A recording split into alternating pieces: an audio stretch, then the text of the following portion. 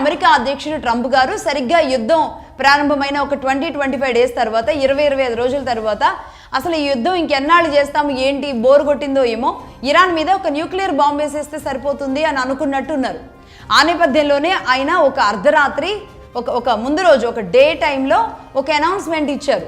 అదేంటంటే ఈ whole civilisation will die tonight అని చెప్పారు. అంటే ఒక్క రాత్రిలో మొత్తం ఇరాన్ సివిలైజేషన్ మొత్తాన్ని కూడా లేపేస్తాము అని. అంటే అసలు మనం ఏ కాలంలో ఉన్నాం, ఎలా ఉన్నాం, ఆయన ఇచ్చిన స్టేట్మెంట్ అనేది ఎంత తీవ్రమైన స్టేట్మెంట్. అసలు నిజానికి ప్రతి దేశం కూడా దీన్ని ఖండించాలి. అంత తీవ్రమైన స్టేట్మెంట్ ఇచ్చినా ఇంకా ఆయన అంత సీన్ లేదులే అనుకున్నారు, ఏమో వదిలేశారు ఒక రకంగా. కానీ ఆ రోజు నైట్ కూడా అందరూ భయపడ్డారు.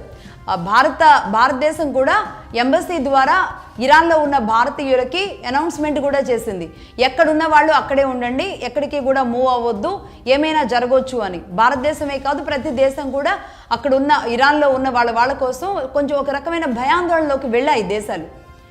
రైట్, ఇలాంటి పరిస్థితులను ఎదుర్కొన్నాం ఆ సమయంలో. అంటే ఏంటంటే ఆయన న్యూక్లియర్ బాంబ్ వేసేస్తే సరిపోతుంది అనేది ఆయన చెప్పారు అనేది ఒక వార్త బయటకు వచ్చింది. నిజానికి బయటకు వచ్చి అంటే ఆయన మీడియా ముందు మాట్లాడినప్పుడు కానీ అనౌన్స్మెంట్స్లో కానీ లేదంటే ఆయన ట్రూత్ సోషల్ ఏదైతే ఉందో ఆయన సోషల్ ప్లాట్ఫామ్ ఏదైతే ఉందో ట్రూత్, దాని నుంచి కానీ ఆయన ఎక్కడ ఈ విషయం చెప్పలేదు. చెప్తే అది చాలా పెద్ద సంచలనం అవుతుంది. కానీ లోపల వైట్ హౌస్లో డిస్కస్ చేసినట్టుగా తెలుస్తోంది.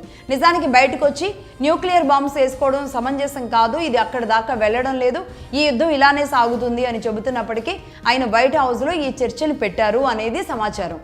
ఈ నేపథ్యంలో ఇక్కడ అమెరికన్ కాంగ్రెస్ దీన్ని పూర్తిగా వ్యతిరేకించింది. అంతేకాదు ట్రంప్ కాస్త చీవాట్లు కూడా పెట్టినట్టుగా తెలుస్తోంది. న్యూక్లియర్ బాంబు వేయాలి అన్న ఉద్దేశం ఏదైతే అమెరికా అధ్యక్షుడు చేశారో దీన్ని పూర్తిగా ఖండించింది అమెరికన్ కాంగ్రెస్.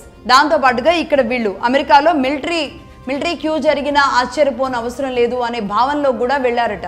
ఎందుకంటే మిలిటరీ మొత్తం అంటే మిలిటరీ క్యూ అంటే మిలిటరీ క్యూ మీన్స్ మిలిటరీ తిరుగుబాటు, మిలిటరీ మొత్తం కూడా అమెరికా తిరుగుబాటు జరిగి రెజిమ్ చేంజ్ చేసేలాంటి పరిస్థితి రావచ్చు.